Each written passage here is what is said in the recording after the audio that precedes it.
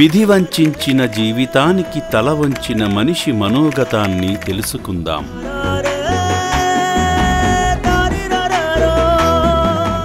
నడవలేక నడుస్తున్న ఈ పెద్దాయన జీవితంలో పోరాటంలో ఓటమి పాలై రోడ్డున పడ్డాడు. ఏదైనా ఆధారముంటేనే నడవలేని స్థితికి చేరాడు. ఆదరించేవారే లేక బస్టాండు బల్లపై నిద్రపోతున్నాడు.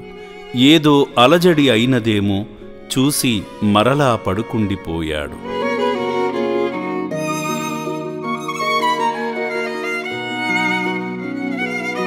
తనను వేధిస్తున్న తన మనోవేదన తన జీవితాన్నే మార్చేసింది.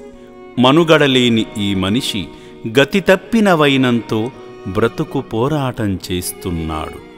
ఆకలిదప్పులను తీర్చుకోవడానికి వ్యర్థ పదార్థాలను వెతుకుతున్నాడు. పాపం ఏమీ దొరకలేదేమో నిరాశగా వెనుదిరిగాడు.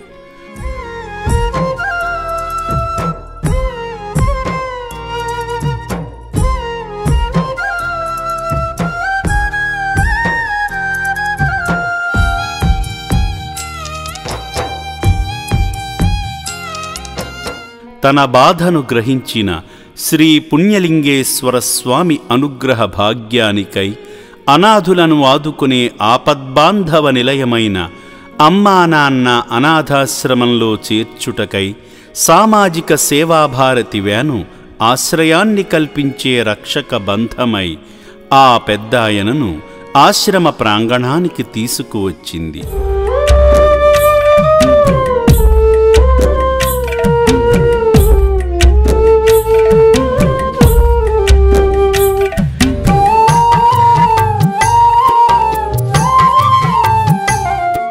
కుటుంబమే గెంటేసిందో, పరిస్థితులే ఈ స్థితికి దిగజార్చాయో తెలియదుగాని కారణం ఏదైనా పుణ్యకార్యం సిద్ధించబోతుంది. శ్రీ పుణ్యలింగేశ్వర స్వామి క్షేత్ర ప్రాంగణంలో మానవ సేవకై మాధవుడు పంపిన పుణ్యకార్యానికై ఆ మతిలేని మనిషిని కిందకు దించారు. గత 6 నెలలుగా జిల్లా కేంద్రం ప్రభుత్వాసుపత్రిలో కాలాన్ని గడుపుతూ రోడ్డుపాలైన ఈ పెద్దాయనను నల్గొండ లయన్స్ క్లబ్ చిలుకూరి రామకృష్ణ గారి సహాయంతో ఆశ్రమంలోకి ప్రవేశింపజేశారు. ఎవరో మేమని ఎరుకే దొరకదు శంకరా, ఎవరికి మా బతుకే పట్టదు ఈశ్వరా, అడుగు అడుగునా అవమానాలే శంకరా. ఈ పెద్దాయన గురించిన కొన్ని వాస్తవ సంఘటనలను నల్గొండ జిల్లా సామాజిక కార్యకర్త, సేవాభారతి కార్యకర్తగా సమాజ సేవ చేస్తున్న శ్రీకాంత్ గారి మాటలను విందాము. ఇప్పుడు ఇక్కడ చూస్తున్నటువంటి ఈ పెద్దాయన గత 6 నెలలుగా జిల్లా కేంద్రంలోని ప్రభుత్వ ఆసుపత్రి నందు అలాగే ఎవరు లేకుండా నిస్సహాయ స్థితిలో అట్లనే ఉండి, ఎవరైనా డోనర్స్ వస్తే వాళ్ళతో భోజనం తీసుకొని తర్వాత మిగతా టైంలో అలాగనే ఎండలో ఉండడం చూసినటువంటి అక్కడ స్థానికులు మరియు లయన్స్ క్లబ్ సంబంధించినటువంటి చిలుకూరి రామకృష్ణ సారు ఇతన్ని చూసి వెంటనే స్పందించి ఇతని గురించి వివరాలు సేకరించి ఇతను నిరాదరణకు గురై నిస్సహాయ స్థితిలో ఉండడం చూసి ఇక్కడ మనకి చౌటుప్పల్లోని అమ్మా నాన్న పుణ్యక్షేత్రం సంబంధించినటువంటి వారి వివరాలు తీసుకొని ఇక్కడ సంప్రదించడం జరిగింది. మొత్తానికి ఏంటంటే అక్కడ నిరాదరణకు గురై నిస్సహాయ స్థితిలో ఎండలో ఉండడం చూసి స్పందించినటువంటి అక్కడ పెద్దవాళ్ళు రామకృష్ణ సార్ కానీ లయన్స్ క్లబ్ వాళ్ళు కానీ వీళ్ళందరూ కూడా ఇక్కడికి తీసుకొచ్చి ఇక్కడ కొంతకాలం ఆయన హ్యాపీగా టైంకి భోజనం చేయడం కానీ, అతని కేర్ టేకింగ్ కానీ, హెల్త్ ఇష్యూస్ కండిషన్స్ కానీ పట్టించుకోవడం ఇక్కడ ఈ అమ్మా నాన్న ఆశ్రమానికి తీసుకురావడం జరిగింది దానికోసం.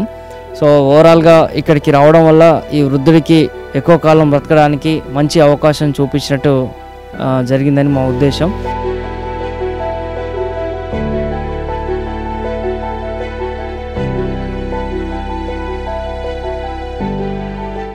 ఆ తరువాత ఆశ్రమంలో ఉన్న వైద్య విభాగానికి తీసుకువెళ్ళి ఆరోగ్య పరీక్షలు చేయడానికి పేరు నమోదు చేసుకుని వైద్య పరీక్షలు చేశారు. చేతులను శుభ్రంగా కడిగించి కండువాతో శుభ్రంగా తుడిపించి మరీ రుచికరమైన భోజనాన్ని ప్లేటు నిండా పెట్టి అందించగా ఎంతో సంతోషంగా చూస్తూ సంతృప్తిగా తింటున్నాడు.